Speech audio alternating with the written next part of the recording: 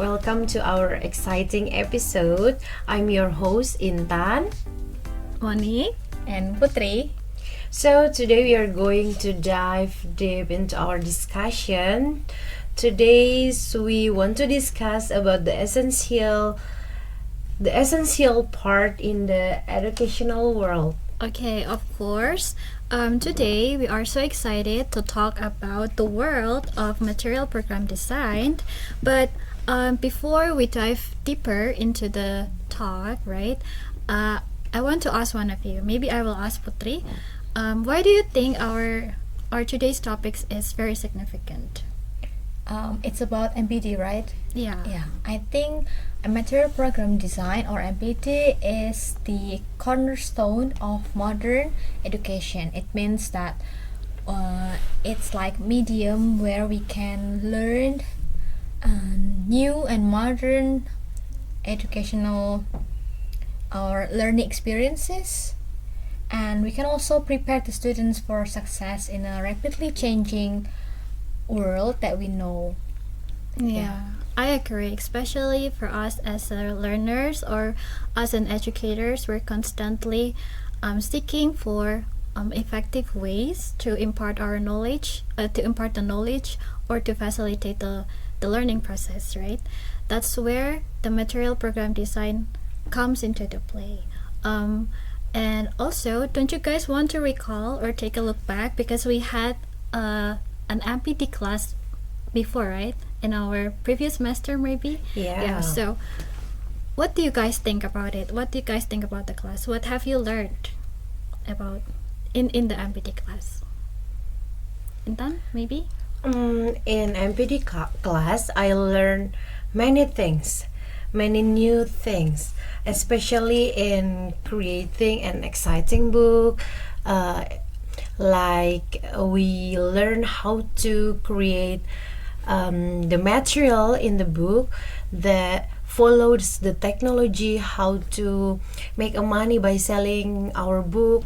But not only that, before we sell our book, we also learn the requirements how to publish our book. So that is my new experience from MPD course, and yeah, that's it.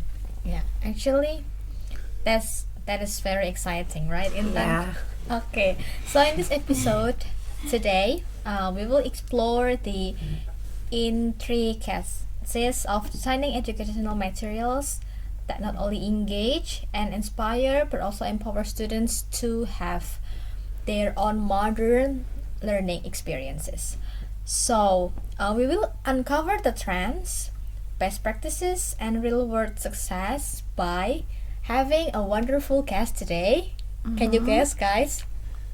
Who I is don't it? know. Okay. Okay. So maybe Mbak Monique can reveal our guest today. Oh yeah, sure. So guys, whether you are an educator, you're a career student, or someone who is interested in the future education, we promise that today's episodes we're going to dive deeper into the world of material program design.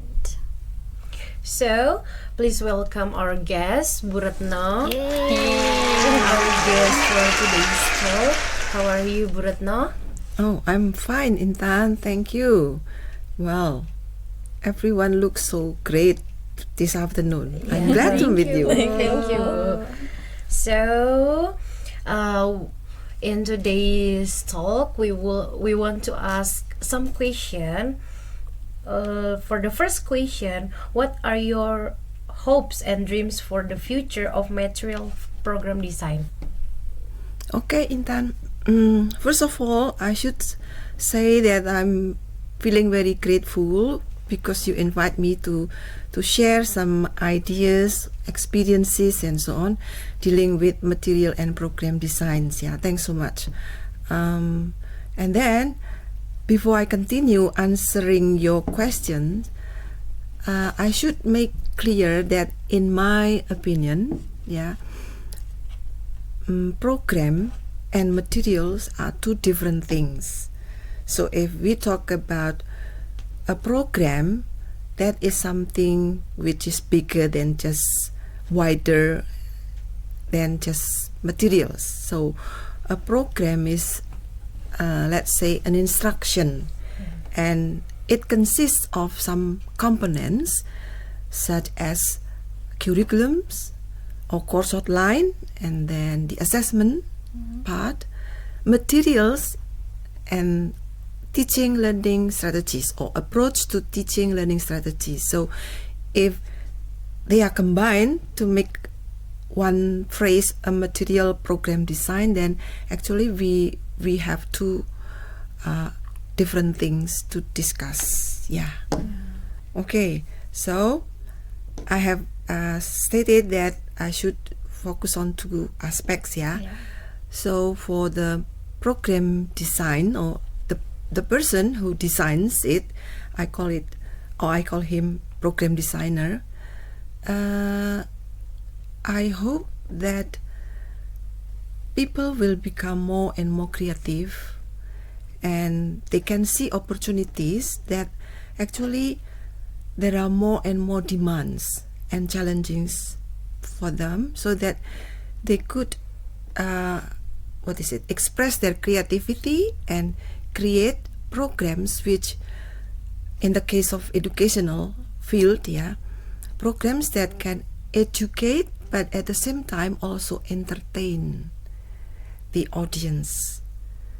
And for the material designers, well, maybe they can just follow what kind of programs are now so popular and so on, and then what kind of materials will be used, for such programs and so on. So there are opportunities, lot of opportunities in today's world if people can be creative. Like we learned last semester. Yeah. So actually we have two kind of different term, Miss, like material and program. Yeah.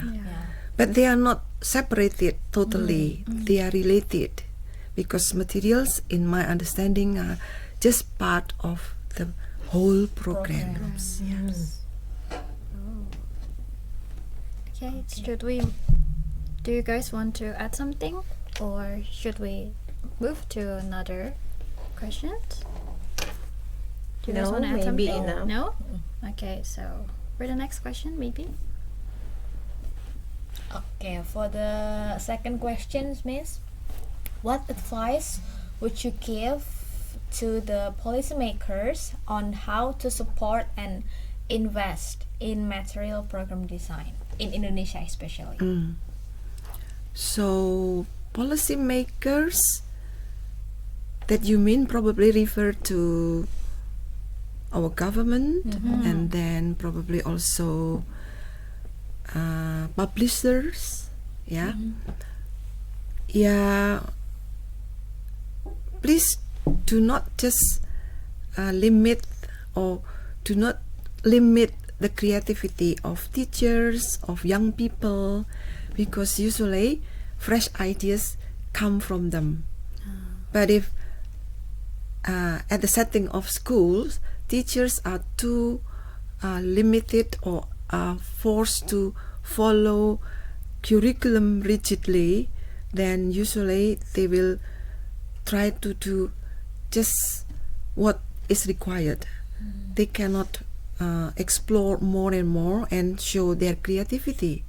Whereas actually their students want to learn something new from them, not just following what is stated on the curriculum document, but how the teachers can show their creativity in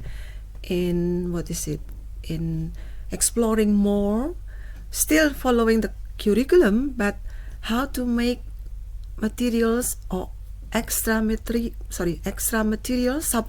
materials which can support the main materials, and at the same time these supplementary materials can make the students feel relaxed, entertained while studying with them and so on. So if teachers are given opportunities and not too strictly limited, I'm quite optimistic that there will be more creations or there will be new ideas in what is it, in designing materials, supplementary materials, not always written products such as text and so on, but maybe songs, maybe podcasts. So depending on how creative the teachers are. Yeah, that is the formal setting. In non-formal setting, probably we can be more relaxed as far as society. Okay, the targeted, let's say, learners can use the products. It's okay. We can learn much from social media. What do you call them, short videos or reels and so on. They can be quite entertaining and at the same time also triggering curiosity. What's next and so on. If teachers and and those who are involved in non-formal education, let's say, can also see the opportunities to be or to express creativity through that kind of programs. I call it just program. Well, that will be very excellent, because students since their childhood really want to get always new ideas, to learn new ideas. I mean, actually they like reading books first, just picture, for example, and then with short description sentences only about pictures, certain pictures. But then they want to explore more. Once we can develop their reading habits, then it's easier to encourage them, to motivate them to find more and more stuffs to read, to watch, to listen to, and so on. So we open the world for them actually. But sometimes we have to think about the budget. That's the problem. So if you ask me about what policy makers should do, that probably is part of the responsibility of the policy makers or sponsors. Maybe not those who are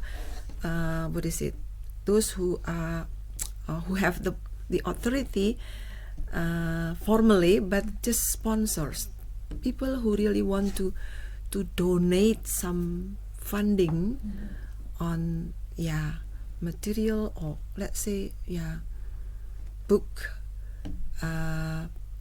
productions, material production, and so on. Okay, that's my opinion. Okay, so we only have 2 questions today. Like, is there anyone want to add something? No, I guess not. So what we got from the point is, Purutno pointed out that do not limit the creativity for teachers in the material program designs. Yes, yes. Can I ask one more question?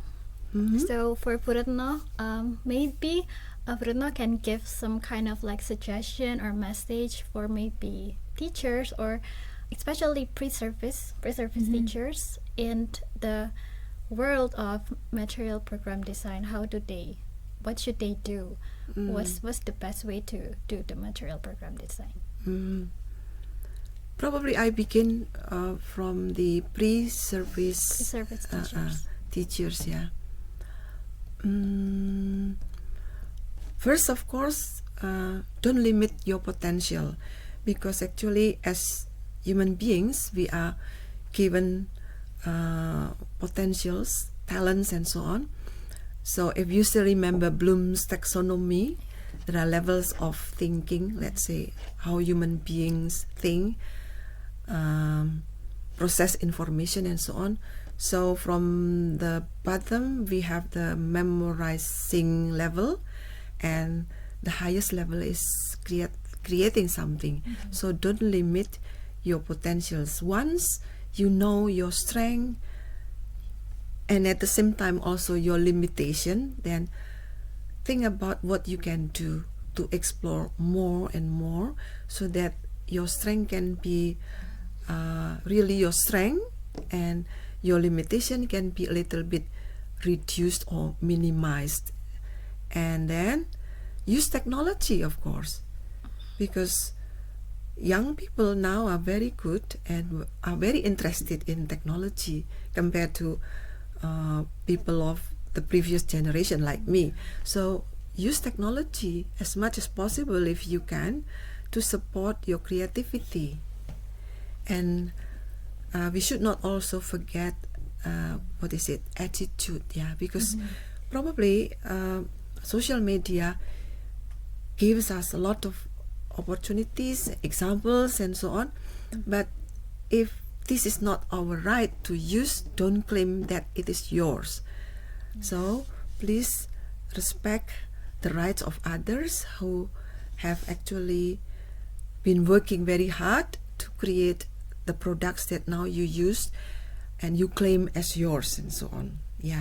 And if they are still pre-service teachers and they are still learning in institutions, like say, why not trying to explore what the institutions can provide?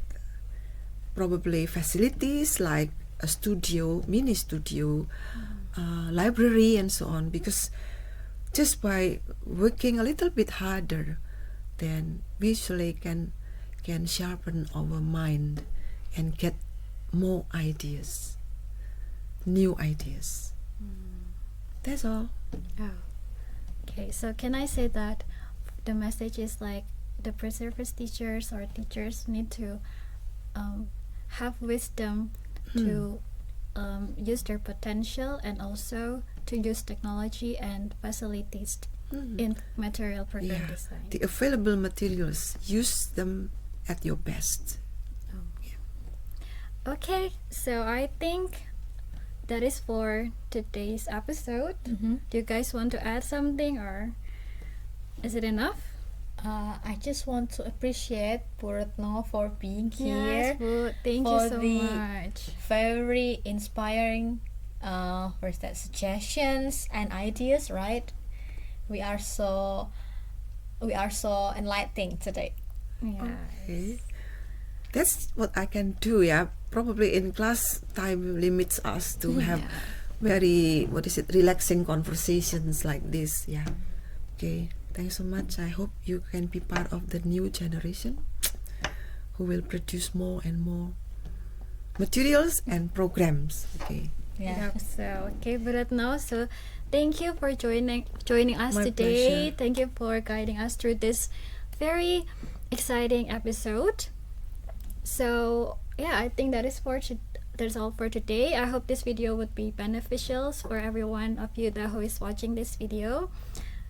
Don't forget to like this video. Don't forget to subscribe to our programs channel. Okay, guys. Okay. I Thank guess you. we see you in the next time. Bye-bye. Bye bye.